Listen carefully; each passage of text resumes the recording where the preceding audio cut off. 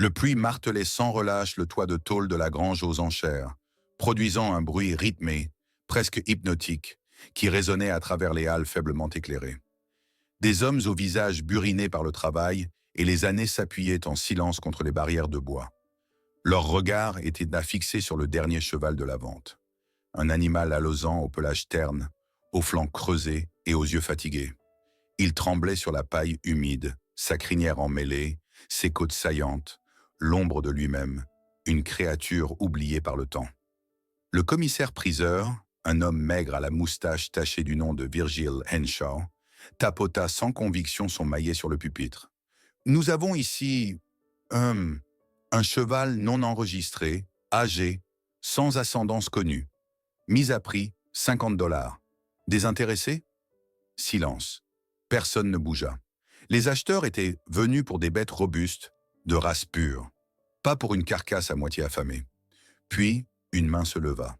Un vieil homme au chapeau cabossé et à l'expression songeuse qui caressa pensivement sa barbe grisonnante. Ambrose Callaway, un fermier obstiné, réputé pour recueillir les bêtes errantes que d'autres auraient abandonnées. Quelques ricanements discrets fusèrent dans l'assemblée. « Typique d'Ambrose », murmura quelqu'un. Mais Ambrose ne se laissa pas troubler. Le marteau s'abattit. « Adjugé à Monsieur Callaway ». Lui-même ne savait pas exactement pourquoi il avait acheté ce cheval. Par pitié? Par un élan inexplicable? Quelque chose dans le regard de l'animal l'avait touché, une chose qu'il ne pouvait définir. Il le chargea sur sa vieille remorque rouillée et prit la route du retour. Ce qu'il ignorait, c'était qu'avec ce cheval, il ramenait un secret sur sa ferme, un secret qui allait tout bouleverser. Le camion cahotait sur la route détrempée et non goudronnée. Un brouillard épais rampait sur les champs, la pluie s'était transformée en une bruine fine. Dans la remorque, on percevait le bruit feutré de sabots qui grattaient le sol. Ambrose serrait le volant, le regard concentré. Il n'avait pas les moyens de s'offrir ce cheval. Sa ferme était vieillissante, ses ressources limitées.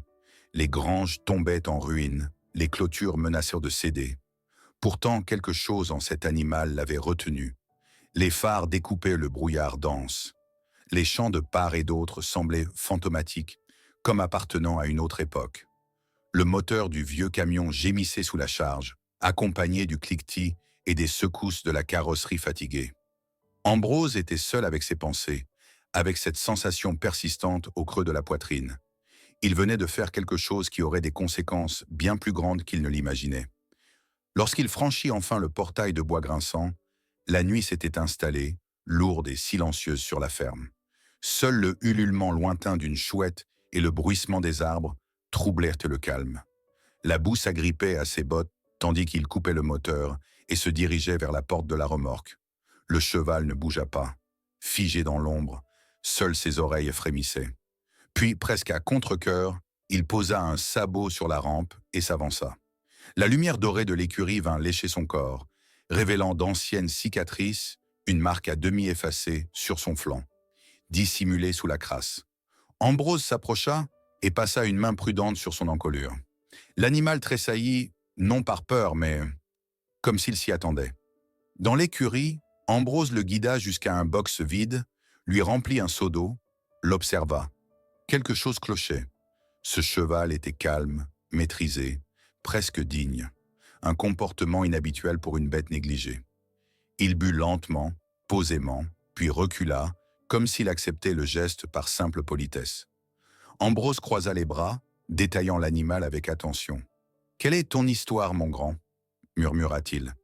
Le cheval cligna des yeux. Son regard était insondable, profond, presque humain. Ambrose en avait vu des chevaux, mais jamais un comme celui-ci. Ce ne fut que lorsqu'il s'appuya contre la porte du box qu'il remarqua la marque. Un cercle traversé d'une flèche. Son cœur se serra. Il connaissait ce symbole. Holston Stable. Son regard revint brusquement vers l'animal, vers ses prunelles sombres, où couvait quelque chose qui lui donna un frisson. Il courut jusqu'à la sellerie, fouilla dans de vieux catalogues, des notes, des archives d'une époque où il nourrissait encore des rêves. Il tourna fébrilement les pages jaunies, des pages pleines d'espoir et d'ambition, vestiges d'une vie qui semblait appartenir au passé. Puis il tomba dessus, une photo. Le même étalon, jeune, puissant, fier, Waymaker, fils de Iron Legacy, propriété des Holston Stable. Ambrose eut un haut le cœur en comprenant. Waymaker n'était pas un cheval ordinaire. C'était une légende. Le cheval au cœur immense. L'outsider qui gagnait ses courses en partant de l'arrière. Et puis, il y a 5 ans, il avait disparu. Comme ça. Les rumeurs allaient dans le bon train. Une blessure. Un scandale. Une dissimulation. Mais personne ne savait vraiment. Et maintenant, cet animal, ce champion, se tenait là, meurtri et oublié, dans son écurie. Ambrose sentit le poids du passé s'abattre sur ses épaules. Il le savait. Ce n'était pas un hasard. Il saisit le vieux téléphone accroché au mur. Hésita un instant avant de composer un numéro. 3 tonalités retentirent. « T'es encore en vie, Callaway ?»« Lévi, j'ai besoin de ton aide. » La nuit pesait lourd sur la ferme lorsqu'Ambrose raccrocha. Lévi Grayson. Rien que son nom réveillait des souvenirs d'une époque où Ambrose rêvait encore des grandes courses, avant que la vie ne l'entraîne sur un autre chemin. Lévi, lui, avait gravi les échelons, autrefois entraîneur acclamé, aujourd'hui un homme au nom terni, rongé par une rancune tenace envers Holston Stable. Ambrose resta longtemps assis à la table de la cuisine, une vieille photo de Waymaker tirée d'un catalogue ouvert devant lui. La lampe projetait des ombres vacillantes sur les murs. Dehors, le vent soufflait à travers la cime des arbres. Quelque chose clochait. Il le sentait au plus profond de lui. Un cheval comme Waymaker ne disparaissait pas simplement, pas sans raison. Alors que les premiers éclats de l'aube effleuraient la crête des collines, Ambrose entendit le crissement de pneus sur le chemin de gravier. Un vieux pick-up noir cabossé s'arrêta devant la maison. Lévi en descendit. Grand, maigre, des mèches grises parsemaient ses cheveux autrefois noirs. Ses mouvements étaient raides, mais ses yeux restaient vifs, son regard perçant. Sans un mot, Lévi se dirigea vers l'écurie. Ambrose le suivit. Waymaker était dans son box, les oreilles dressées, attentif. Lorsque Lévi s'approcha, le cheval releva la tête, comme s'il le reconnaissait. Un silence s'installa. « C'est bien lui », murmura enfin Lévi d'une voix rauque. « Alors dis-moi ce qui se passe », exigea Ambrose. Lévi recula d'un pas, passa une main sur son visage. « Waymaker n'a pas été oublié, Ambrose. Quelqu'un a fait en sorte qu'il disparaisse. Et s'ils découvrent qu'il est encore en vie, ils finiront le travail. » Un frisson parcourut Ambrose. Sa ferme était son refuge, et soudain, il ne s'y sentait plus en sécurité. Waymaker souffla doucement. « Tu veux dire que quelqu'un voulait le faire disparaître ?»« Oui. » Lévi le regarda droit dans les yeux. « Holston cache quelque chose, bien pire que tu ne l'imagines. » Ils retournèrent à la maison. Ambrose fit du café pendant que Lévi s'installait à la table, feuilletant le catalogue. « Je n'y ai jamais cru, » lâcha Lévi sans lever les yeux, « que Waymaker ait juste disparu. Pas un mot, aucune déclaration officielle. Juste quelques excuses bancales. Qu'est-ce que tu penses qu'il s'est passé ?» Lévi soupira, lourdement. « Je ne sais pas, mais je crois que Waymaker a vu quelque chose. Ou qu'il était impliqué dans quelque chose. Peut-être qu'il voulait en décacher un scandale de dopage. Peut-être que c'était pire. C'est un cheval, Lévi, pas un détective. Tu l'as vu, ce n'est pas un animal ordinaire. Je n'ai jamais vu un cheval aussi conscient. » Ambrose ne répondit pas. Il repensa au regard que Waymaker lui avait lancé cette nuit-là. Lucide, posé, presque humain. Toute la matinée, ils fouillèrent d'anciens dossiers, des rapports de course, des archives en ligne. Ils trouvèrent des articles mentionnant le retrait soudain de Waymaker. Vague, sans substance. Pas de déclaration officielle de Holston Stables, pas de conférence de presse, rien que le silence. « Ils ont effacé les traces », murmura Lévi. « Quelqu'un s'est donné du mal pour tout faire disparaître. » Ambrose passa une main dans sa barbe. « Mais pourquoi ? Pourquoi tant d'efforts pour un cheval ?» Lévi ne répondit pas tout de suite. Il cliquait sur d'autres résultats de recherche. Puis il s'arrêta net. « Regarde ça !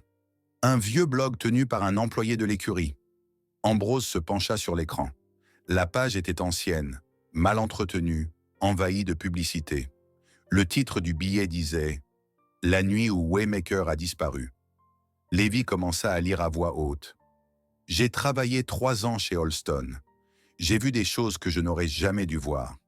La nuit avant que Waymaker ne disparaisse, quelque chose s'est passé dans l'écurie. Quelque chose de grave. Le silence sembla s'épaissir autour d'eux. Ambrose écoutait, figé. L'auteur anonyme décrivait une dispute entre Richard Holston et un homme inconnu. Il disait avoir surpris quelques bribes de conversation, une affaire qui avait mal tourné, des conséquences, et le fait que quelqu'un allait devoir payer le prix. À la fin de l'article, une phrase résonna comme un coup de tonnerre. Waymaker n'a pas juste disparu. On voulait qu'il disparaisse. Et je crois que quelqu'un est mort cette nuit-là. Ambrose se laissa tomber contre le dossier de sa chaise, le visage blême. Lévy le fixait avec gravité. « Ce n'est plus une coïncidence, Ambrose. C'est un crime. » Un instant de silence s'écoula avant qu'Ambrose ne murmure « Alors il nous faut des preuves, avant qu'il ne nous trouve. » Un coup retentit à la porte, les faisant sursauter. Ambrose se leva lentement, s'approcha de la fenêtre. Une jeune femme se tenait sur le perron. Veste sombre, cheveux mouillés, regard alerte. Lorsqu'elle le vit, elle redressa le menton, avec défi, résolue. Il entr'ouvrit la porte. « Je peux vous aider ?»« Mon nom est Claire Lawson, » déclara-t-elle. « Je sais qui est Waymaker. Et je sais pourquoi Holston veut le voir mort. » Claire Lawson se tenait dans l'embrasure, les mains légèrement tremblantes, bien qu'elle s'efforçât de paraître calme. Ambrose l'observa attentivement. Elle était jeune, mais son regard portait la marque de ceux qui en ont trop vu. Lévy s'avança à ses côtés, le regard dur. « Tu connais Waymaker ?» demanda Ambrose d'une voix mesurée. Claire hocha la tête. « Plus que ça. Mon père était Ray Lawson. Il a travaillé plus de 10 ans pour Holston Stables. C'était l'un de leurs meilleurs palefreniers. » Les yeux de Lévy se plissèrent. « Ray Lawson est... mort. Officiellement, c'était un accident, » murmura Claire en entrant et en s'asseyant à la table de la cuisine. « Il serait tombé ivre du grenier à foin. Mais mon père ne buvait pas, et ce n'était pas un homme imprudent. » Ambrose lui tendit une tasse de café tandis que Lévy s'installait, écoutant avec méfiance. Claire sortit une petite clé USB de sa veste et la posa sur la table. Il savait que quelque chose clochait. « La nuit avant sa mort, il a caché ça. Je l'ai retrouvé récemment, dans une vieille boîte à outils, derrière un double fond. » Ambrose et Lévy échangèrent un regard, puis ils allumèrent l'ordinateur portable. Quelques secondes plus tard, une vidéo apparut. L'image était granuleuse, issue d'une caméra de surveillance installée dans une allée de l'écurie. On entendait le vent, le martèlement des sabots, et des voix. Claire chuchota. « L'homme sur la vidéo, c'est mon père. Et l'autre, Richard Holston. » Ambrose se pencha en avant. À l'écran, Ray et Holston parlaient, ou plutôt se disputaient. Le son était faible, mais quelques bribes ressortaient. « N'a pas laissé passer ça. C'est de la folie. Tu sais ce qui est en jeu. Si tu parles, c'est ta tête. » Puis, un mouvement brusque, une bousculade. Ray recula et heurta violemment la porte d'un box. La caméra vacilla. Puis, l'obscurité. « Ils l'ont tué !» lâcha Claire d'une voix blanche. « À cause de ce qu'ils savaient. » Lévy jura à voix basse. Ambrose fixait l'écran noir. « Et Waymaker a disparu cette même nuit, » murmura-t-il. « Il n'a peut-être pas seulement été témoin, peut-être qu'il était impliqué. Le dernier témoin. »« Ils ont voulu effacer toutes les preuves, » ajouta Claire. « Mais ils ne savaient pas que mon père avait caché quelque chose. » Un bruit soudain à l'extérieur les fit sursauter. Des pneus crissant sur le gravier. Puis le grondement d'un moteur. Lévy bondit vers la fenêtre. « Un SUV noir, comme hier soir !» Claire pâlit. « Ils m'ont suivi. Je croyais les avoir semés. » Un claquement. Le pare-brise du pick-up explosa. Puis d'autres coups de feu. Lévy agrippa Claire par le bras. Ambrose ouvrit violemment la porte arrière. « À l'écurie! Vite !» Ils s'élancèrent dans le brouillard matinal. Des balles sifflaient, se fichant dans le bois des poutres. Ambrose courait en tête, ses poumons brûlants, mais une seule pensée en tête, le cheval. Waymaker. Dans l'écurie, il sauta par-dessus la porte du box. Waymaker soufflait bruyamment, tapant nerveusement du pied. Pas de sel, pas de temps. Ambrose agrippa sa crinière et se hissa sur son dos. Claire s'accrocha derrière lui. « Lévy! J'arrive !» Le vieil entraîneur enfourcha un autre cheval. À cet instant, deux hommes en manteau sombre surgirent dans l'écurie. L'un d'eux leva une arme. Ambrose talonna Waymaker. Le pur sang bondit en avant comme une flèche. Derrière eux, des coups de feu éclatèrent. Le bois explosa en éclats. L'autre cheval suivit, Lévi en selle. Dehors, la pluie battante reprenait. Le sol était glissant, mais Waymaker se déplaçait avec une précision foudroyante. Il était de retour dans son élément. Le vent fouettait le visage d'Ambrose. Ils devaient atteindre le vieux pont ferroviaire, leur seule chance. Derrière, les SUV les poursuivaient, leurs phares fendant l'obscurité. Claire s'accrochait à lui. « Tiens-toi bien !» cria-t-il. Waymaker s'élança sur les planches fragiles. Ses sabots résonnaient comme un tonnerre. Lévi suivait de près. Les pneus crissèrent derrière eux. Le premier SUV freina net. Puis un craquement. Une partie du pont s'effondra dans le courant. Ambrose arrêta Waymaker de l'autre côté, haletant, mais debout. Les talons soufflaient fort, mais restaient solides sur ses jambes. Lévi les rejoignit. Claire regardait fixement la passerelle détruite. « On a réussi !» Ambrose posa son regard sur Waymaker. Le cheval releva la tête, comme s'il comprenait ce qui venait de se passer. Comme s'il savait que son heure était venue. « Une sacrée course, mon vieux !» murmura Ambrose. Ils avaient un survécu. Mais une chose était certaine, Holston n'abandonnerait pas. Pas tant que Waymaker était en vie. Et maintenant, il devait choisir, fuir ou faire face à la vérité. L'aube se levait lentement sur le pont détruit et le brouillard s'étirait lourd et humide sur la terre. Ambrose, Lévi et Claire étaient assis sur le sol forestier, de l'autre côté de la rivière. Waymaker, épuisé, broutait tranquillement à leur côté. Personne ne parlait. Le silence était trop dense, trop chargé. Finalement, Lévi le brisa. « On ne peut pas rester ici éternellement. Holston ne lâchera pas l'affaire. » Ambrose hocha la tête en silence. Son regard se posa sur les talons, qui arrachaient l'herbe, la tête baissée, comme si rien ne s'était passé. Malgré son corps amaigri et ses cicatrices, Waymaker se mouvait avec une dignité presque surnaturelle. Claire sortit la clé USB de sa veste et l'examina pensivement. « Ça, c'est notre preuve. Mon père a risqué sa vie pour la protéger. On ne peut pas juste la garder pour nous. »« Et tu comptes la montrer à qui ?» demanda Lévi d'un ton amer. « La police? La commission des courses? La presse? Holston a des hommes partout. Il nous faut quelqu'un avec plus d'influence. » Ambrose se leva lentement. « Alors, on a besoin de quelqu'un capable de tenir tête à Holston. » Un plan prenait forme, flou mais réalisable. À Lexington, un vieil ami de Lévi connaissait une journaliste nommée Marianne Cross. Des années plus tôt, elle avait été évincée du journalisme hippique parce qu'elle posait trop de questions dérangeantes. Si quelqu'un pouvait être prêt à révéler la vérité, c'était elle. Le jour même, ils se mirent en route. Pour ne pas attirer l'attention, ils laissèrent les chevaux dans une cabane isolée, prêtée par un ancien camarade d'Ambrose. Lévi conduisait, Claire et Ambrose étaient à l'arrière, la clé USB soigneusement dissimulée.